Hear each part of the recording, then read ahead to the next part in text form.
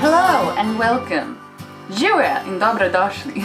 Today I'm actually not talking about the skateboard. I am just going to build it while I talk about this. But it has been 7.5 years that I've been living in Slovenia, and I thought I'd let you know how it's going. So in case you don't all know, my husband is Slovenian. Luka came to America to visit California for the first time, and we happened to meet there. Long story short, we get married, I move over here. The day after our wedding, we would live here for 1 year, and after 1 year, we would reevaluate our situation and see if we wanted to stay longer or if we wanted to move back to California. It would be much easier if I had a little zzz. So 5 observations since I've been here. What have I learned? What have I observed? What do I think now compared to what I thought back then? Good questions, I'm glad you asked. Number 1, the language is still difficult.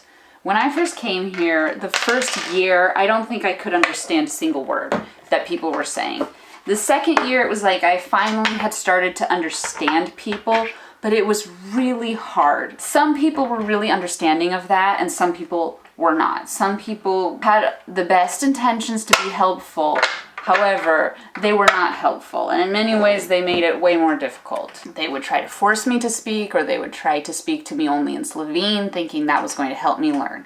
Again, they had the best intentions, but it was so difficult and so stressful. I've come a long ways from then. I can speak really well casually. So if I go to order something, if I go to the market, if I go to the grocery store, if I meet someone on the street, if I'm looking for directions, all those little daily things I can do really well now. I can have pretty good conversations like that. Usually I make a lot of mistakes in the beginning. Then after about 15 minutes in Slovene, my brain really warms up and I do much better.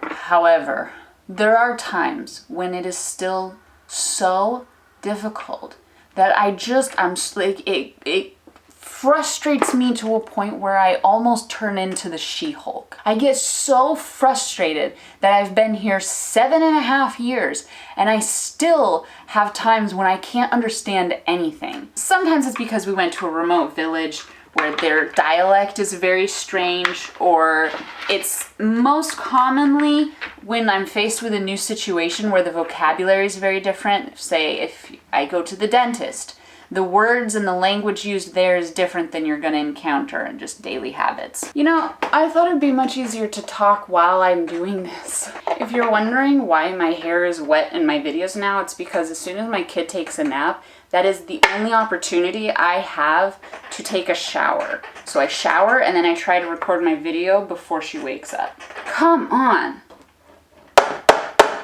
It's hard not to get discouraged when you've been in a country for 7 years and you've been trying to learn the language the entire time and you're still struggling.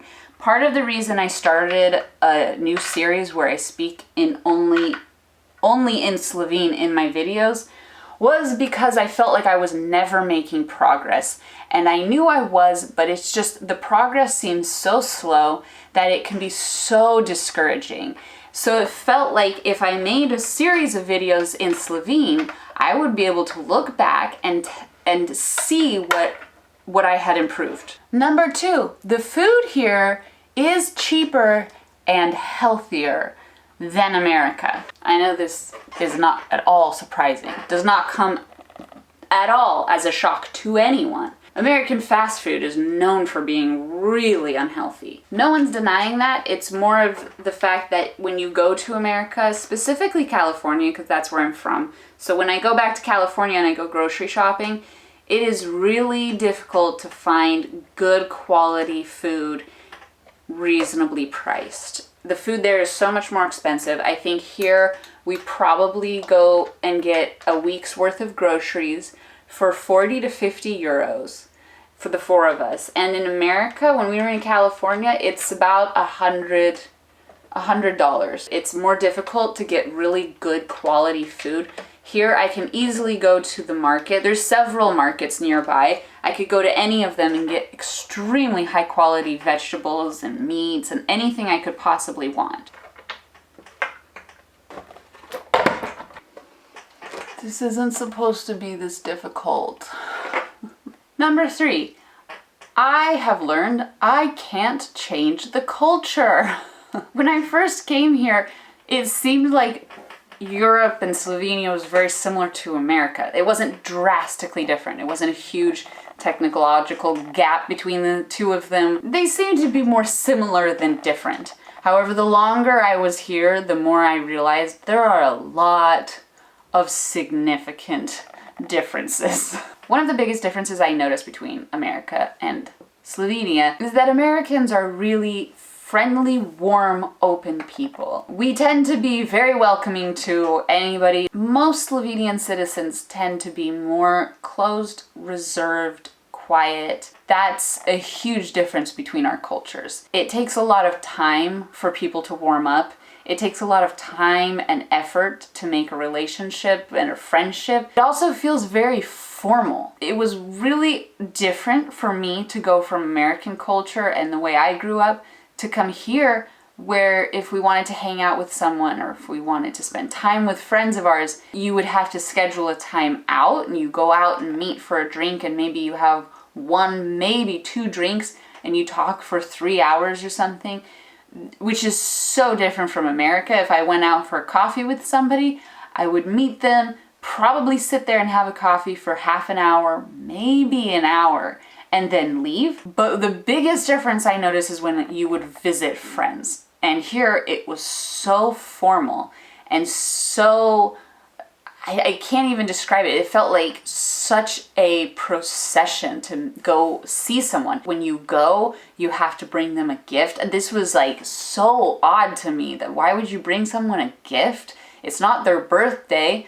Like, it was very odd to me to do that. And then you go to their house, it's like very, very formal. Thank you for coming. Here's your slippers. That's something I'll never get used to. You go sit down at their table, usually. They will give you a drink. They will usually give you something to eat, domachi something. And then you sit there and talk for 4 or 5 hours. If they're invited to a meal, it can be even more formal. Like, first you have the appetizer drink, which is usually a schnapps.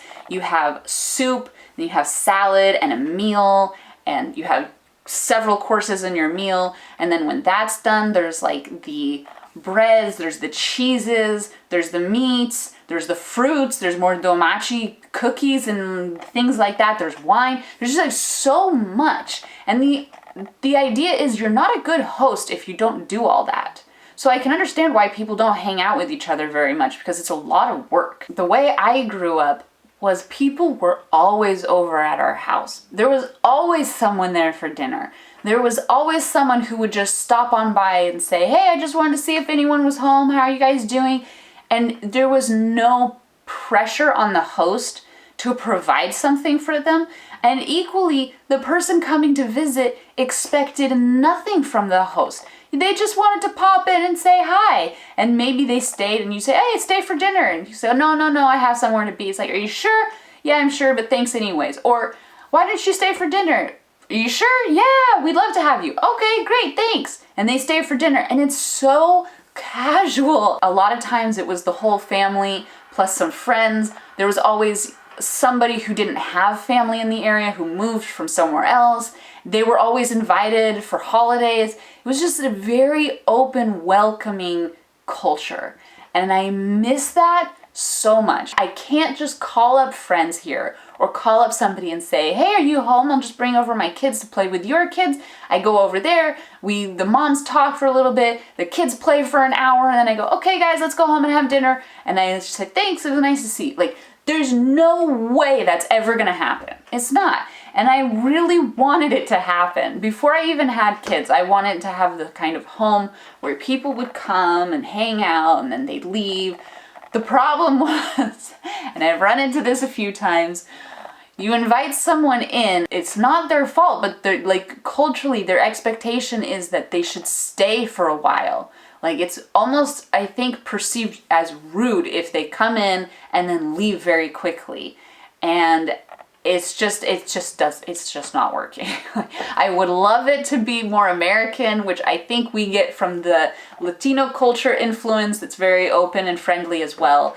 And I wish I wanted to create that here, and I just couldn't.